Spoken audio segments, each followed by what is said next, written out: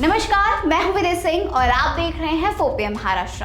अगर आप भी ट्रेन से सफर करते हैं तो ये खबर आपके लिए बेहद जरूरी है, क्योंकि रेलवे ने टिकट कैंसिलेशन और रिफंड के नियमों में बड़ा बदलाव किया है, जिसका सीधा असर यात्रियों की जेब पर पड़ने वाला है। केंद्रीय रेल मंत्रालय के नए नियमों के मुताबिक अब टिकट कैंसिल कराने पर पहले की तरह पूरा पैसा वापस नहीं मिलेगा। रिफंड को पूरी तरह कैंसिलेशन के समय से जोड़ दिया गया है। नए नियम के अनुसार अगर कोई यात्री ट्रेन के निर्धारित प्रस्थान समय से 8 घंटा पहले टिकट रद्द करता है तो उसे कोई रिफंड नहीं मिलेगा, यानी पूरा पैसा डूब जाएगा।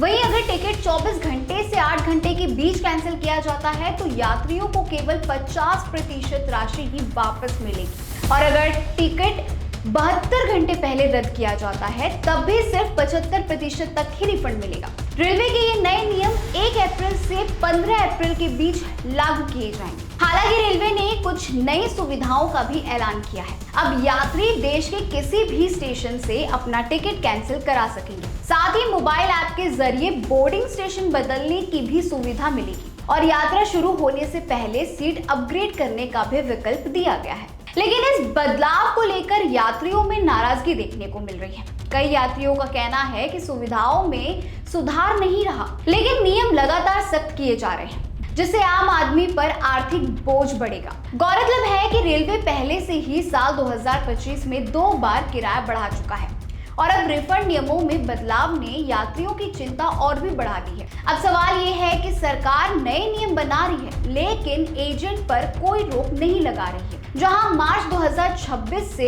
लागू IRCTC के नियमों के अनुसार अब एजेंट यात्रियों से मनमानी फीस नहीं वसूल सकते। जी हाँ, भारतीय रेलवे और IRCTC ने टिकट बुकिंग को पारदर्शी बनाने के लिए एजेंट सर्विस चार्ज की सीमा तय कर दी है। नए नियमों के मुताबिक नॉन AC क्लास यानी कि स्लीपर या सेकंड सीटिंग टिकट पर एजेंट अधिकतम 20 रुपए चार्ज कर सकते हैं, यानी हर एक PNR की सर्विस के लिए आप सिर्फ 20 रुपए वसूल सकते हैं। वहीं AC क्लास जैसे first AC, second AC, third AC या चेयर कार टिकट पर एजेंट सिर्फ 40 रुपए प्रति PNR तक ही चार्ज कर सकते हैं। अब ध्यान देने वाली बात यह है कि यह चार्ज पूरे टिकट यानी कि एक PNR पर लागू होगा, चाहे उसमें कितने भी यात्री क्यों ना हो। और अगर कोई एजेंट तय सीमा से ज्यादा पैसे मांगता है तो आप सीधे IRCTC कस्टमर केयर पर शिकायत दर्ज कर सकते हैं। परंतु ये अक्सर देखा गया है कि एजेंट एक टिकट पर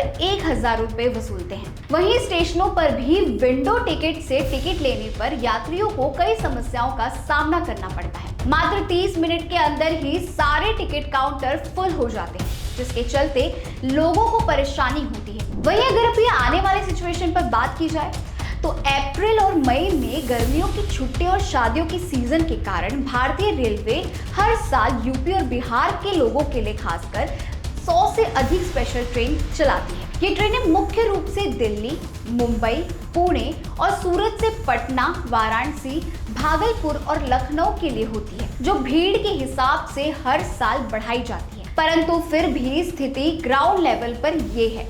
अब बड़ा सवाल है कि सरकार नए नए नियम बनाती है, लेकिन भीड़ पर और एजेंट के मनमानी तरीके से चार्ज वसूलने पर कोई ठोस कदम नहीं उठाया जा रहा। क्या आपने भी कभी ऐसी दिक्कतों का सामना किया है?